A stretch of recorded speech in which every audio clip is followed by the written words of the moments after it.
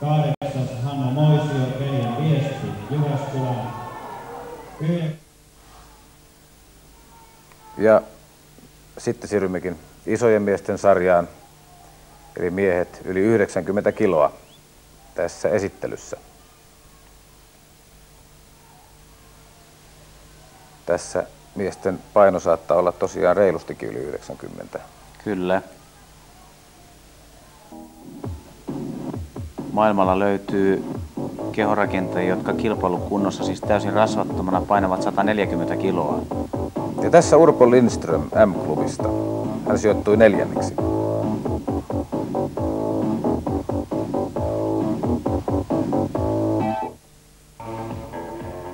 Ja yksityinen Tapio Miettinen.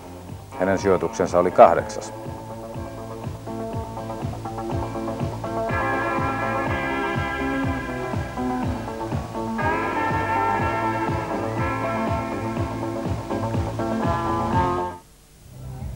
Ja Himen Sportin Hannu Salpa sijoittui 5. Salpa on aloittanut kehorakennuksen suhtkoht iäkkäänä, mutta kehitys on ollut erittäin hyvä. Kelion Viestiä edustaa Erkki Kaikkonen, joka sijoittui 6.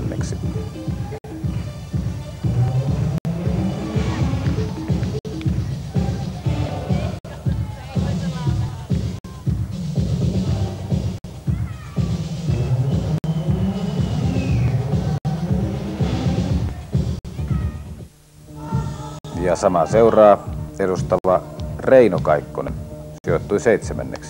edellisen veli. Kyllä. Siinä onkin kysymyksessä vahvat veljekset. Näin on.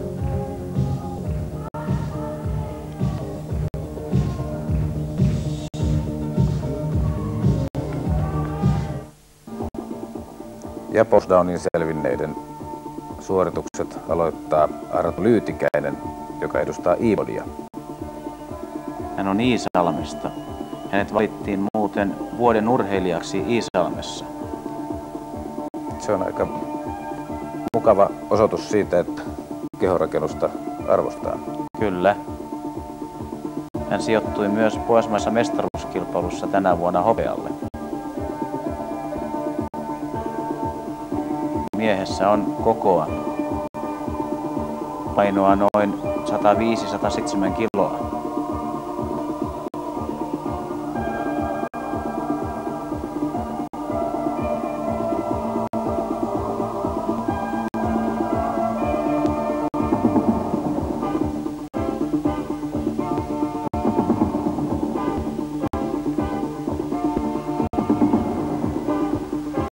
Tulee mieleen melkein Hyvät, pahat ja rumat jostain lännen filmistä. Kyllä.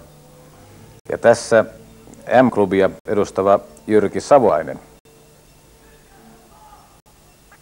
Savolaisen Jyrki hän on oleskellut viime vuosina Australiassa. Hän oli nyt hieman yli puoli vuotta Suomessa ja hän on Suomen kansalainen edelleen. Sijoittui edellisenä vuonna maanmestaruuskilpailussa 6. ja voitti myös edellisenä vuonna Suomen mestaruuden. Ja hänhän on myös voittanut Australian mestaruuden. Kyllä. Hän on voittanut muun muassa nuorten Euroopan mestaruuden.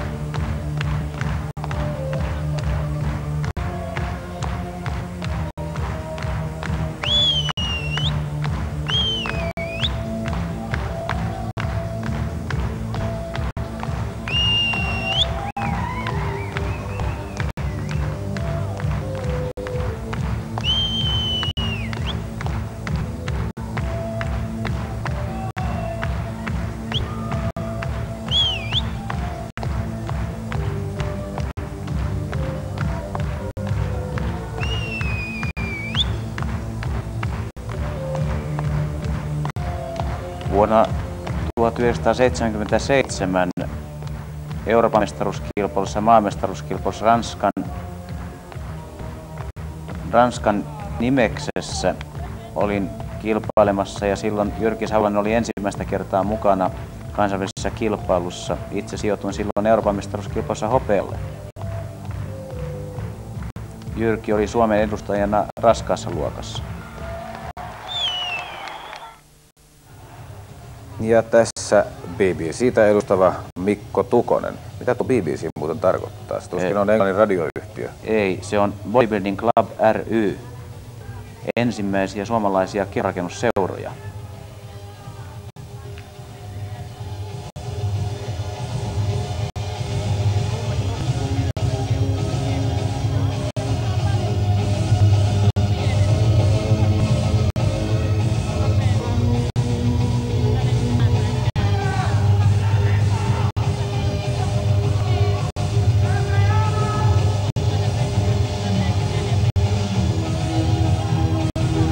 Tukosen Mikko on hyvin varma esiintyjä. Hänellä on useamman vuoden kilpailukokemus.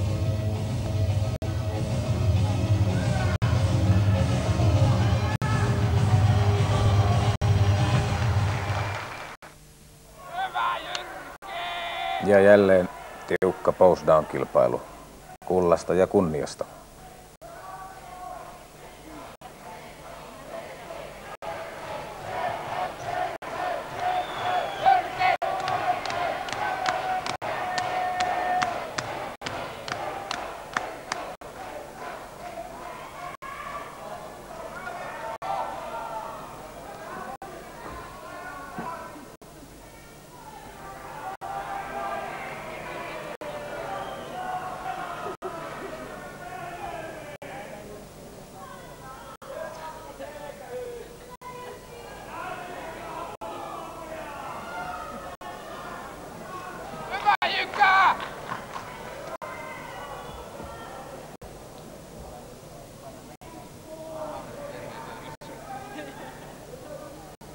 Siinä on leviätä selkää.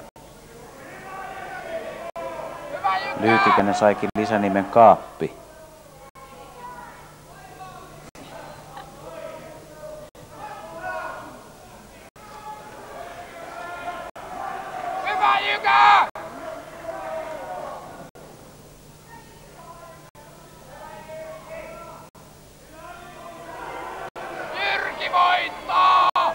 Vaikuttaa siltä, että yleensä on Jyrkillä melkoiset kannattajat, ainakin äänivarojen suhteen. Niin, kilpailuthan oli Jyväskylässä ja Jyrki on Jyväskylän poikia.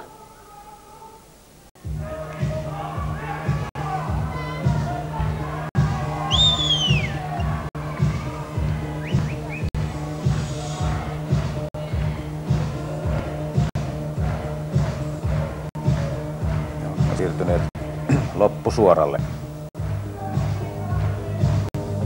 Tässä hyvät punnit Akanosta.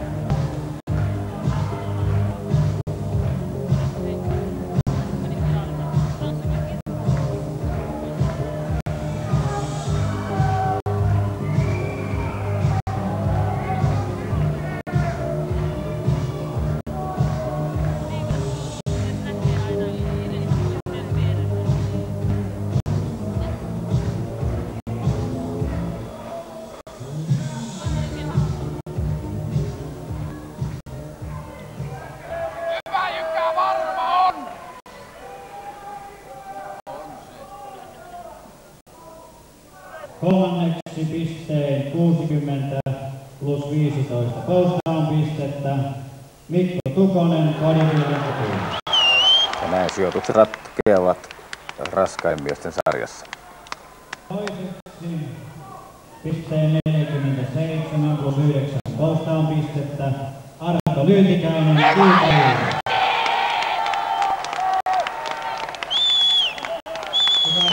83 ja 90 kiloisten Suomen mestari.